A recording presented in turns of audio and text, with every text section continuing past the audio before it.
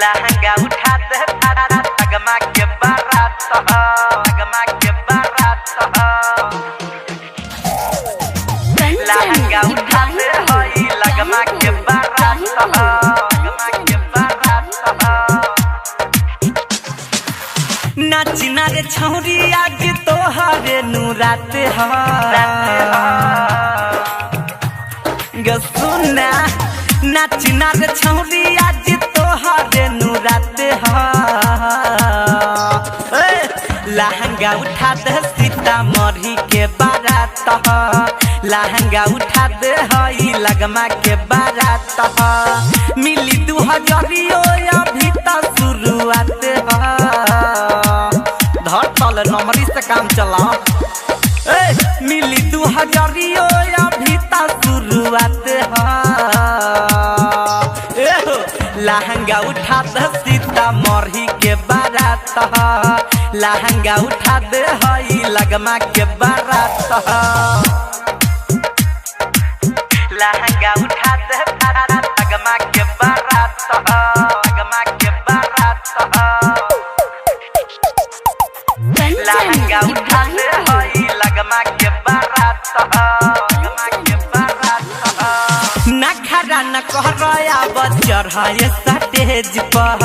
बाकी वाला खेला होई राउटी में बेड पर बाकी वाला खेला होई राउटी में बेड पर नखरा न कहरा हाली चढ़ाए स्टेज पर बाकी वाला खेला होई राउटी में बेड पर साटा के रुपया साढ़ाई बयाज रात एहो साटा के रुपया साढ़ाई बयाज रात लहंगा उठा दे सीतामढ़ी के बारात लहंगा उठा दे हई लगमा के बारात कंचन इब्राहिमपुर लहंगा उठा दे लगमा के बारात लगमा के बारात देख हई छौरा सब ढोरी में दांते काटली लहंगा के चीज पारा शादी में बाटली लहंगा के चीज देख हई छौरा सब ढोरी में दांते काटली लहंगा के चीज पारा शादी में बाटली बस हई खोगा तोहरा काहे न बुझात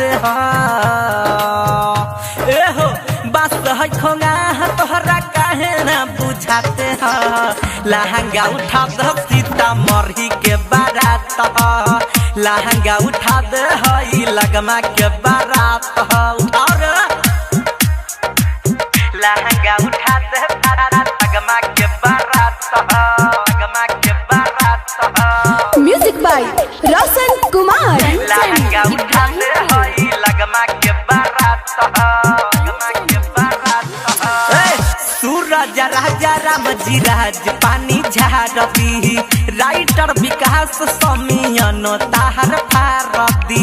राइटर विकास समियनो ताहर फारती सुनो सूरज राजा राम जी राज पानी झारती राइटर विकास समियनो ताहर फारती डीजे कंचन से जनी कहती दुखाते रोशन जी से जानी कह की दुखाते लहंगा उठा दे सीतामढ़ी के बारात लहंगा उठा दे हई लगमा के बारात मिली 2000 अभी तो शुरुआत धर नंबरी से काम चला मिली 2000 अभी तो शुरुआत लहंगा उठा दे सीतामढ़ी के बारात लहंगा उठा दे हई लगमा के बारात बाघ आर्ट रिकॉर्डिंग स्टूडियो राजापुर सोनी बाजार सीतामढ़ी बिहार।